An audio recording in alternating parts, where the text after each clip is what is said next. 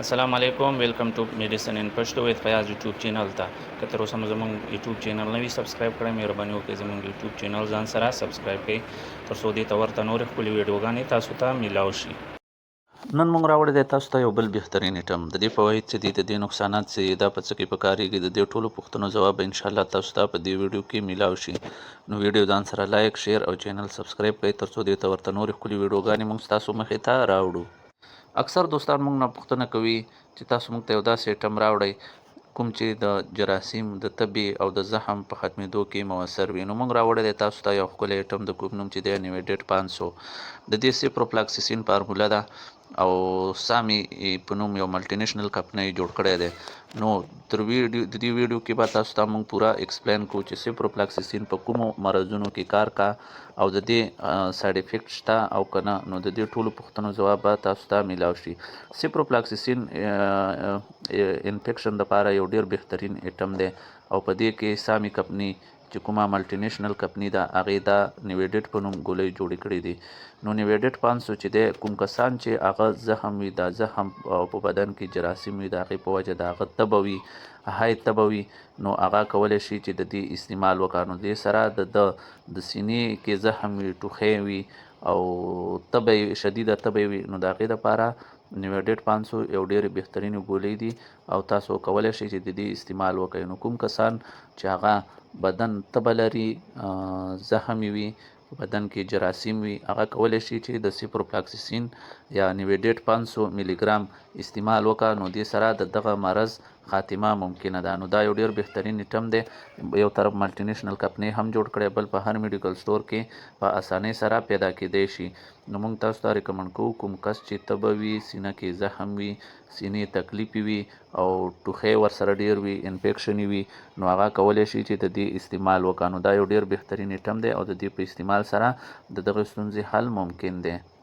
همداسې که موږ وګورو اکثر کسان تشو میتیازو کې زخم لري هغه مثانې سوځي په مثانې بوج وي تشو میتیازې صحیح نشي کوی او هغې په وجه باندې د هغه درد ډیر وي هغه سره هغې نه پازاب وي مشکل وي نو کولی شي چې د نیویډیټ 500 ملي ګرام استعمال وکړه. نو دې سره به یې د دغه د تشو میتیازو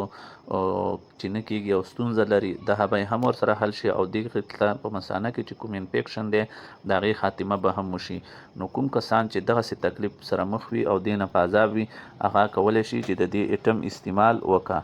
بلکې وګورو اکثر د ژمي موسم کې یو کس یخ مشروبات وسکي له یخ خوراک وکړه نو هغې په وجه باندې د هغه سینه بیا خرابه شي بیا ټوخی وي زکام وي نو دې دپاره هم نیویډیټ 500 یو ډېرې بهترینې ګولۍ دي د کوم فارموله چې دا سیپروفلاکسیسین نو د دې په استعمال سره د دغه مرض خاتمه هم کېدی شي. نو کوم کسان چې تبه ولري انفیکشن ولري د مثانې زخم ولري او همداسې نور داسې امراض ولري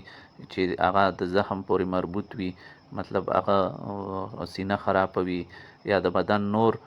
مریه خرابوي داسې نور کوم امراض ولري نو هغه کولی شي چې د سیپروفلاکسیسین یا نیویډیټ 500 mg استعمال وکړي. نو دا یو ډېر بهترین ایټم دی او موږ تاسو ته ریکمنډ کوو چې د دې استعمال وکړئ. نو یو طرف ته دا ملټي نېشنل کمپنۍ سامي جوړ کړی بل طرف ته یې پرایز هم مناسب دی او بل طرف ته یې په اسانۍ سره په هر میډیکل سټور کې پیدا کېږي. همداسې بعضې خوراک سړی وکړي هغې کې بعضې موضرې بکټریاوې شتون ولري نو د هغې په خوراک سره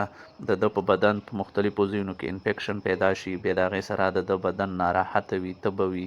نو د هغې دپاره هم نیویډیټ 500 یو ډېر بهترینې ګولۍ دی او د دې په استعمال سره د هغه موضرو بکټریاوو چې کوم انسان بدن ته نقصان دی وي او نقصان ورته رسوي نو د هغه بکټریاوو ختمېدل هم ممکن دي. نو دا یو ډېرې بهترینې ګولۍ دي سیپروفلاکسیسین فارموله ده او د دې په استعمال سره د دغو ستونزو حل ممکن دی. که پرایز ته راشو هم د دې پرایز هم ډیر مناسب دی دا په 430 یا په 430 کلدارې باندې یو ډبې پیدا کېږي په کوم کې چې 10 ګولۍ وي نو د دې په استعمال سره د دغو ستونزو حل ممکن دی. همدارنګه د استعمال ښه طریقه یې دا ده چې که چا هم انفیکشن وي او انفیکشن یې ډیر وي نو هغه کولی شي چې 10 ورځو دپاره سهار ماښام یعنې 2 ډبې واخلي او 10 ورځې د دې استعمال وکړه یو ګولۍ سهار بله ماښام په ماړه باندې د ډوډۍ نه بعد نیمه ګنټه د دې استعمال وشي. او که کوم کسان انفیکشن کم وي په بدن کې تبه کم وي د سینې زخم یا د مثانې زخم کم وي او لږ تر پازاب وي، هغه کولی شي چې به یو ډبې واخلي او 15 ورځې سهار ماښام د دې استعمال وکړه، نو انشاءالله د تبا پورا پیدا ورسی. نو موږ تاسو ته ریکمنډ کوو چې کوم کسان د دغسې ستونزو او مشکلاتو سره مخ وي هغه کولی شي چې د دې ایټم استعمال وکړه. نو په اخره کې بیا هم له موږ تاسو څخه یو درخواست کوو چې زموږ چینل ځان سره سبسکرایب، لایک او شیر تر څو دې ته ورته نورې ښکلې ویډیوګانې موږ ستاسو مخې ته راوړو. تر بلې ویډیو پورې د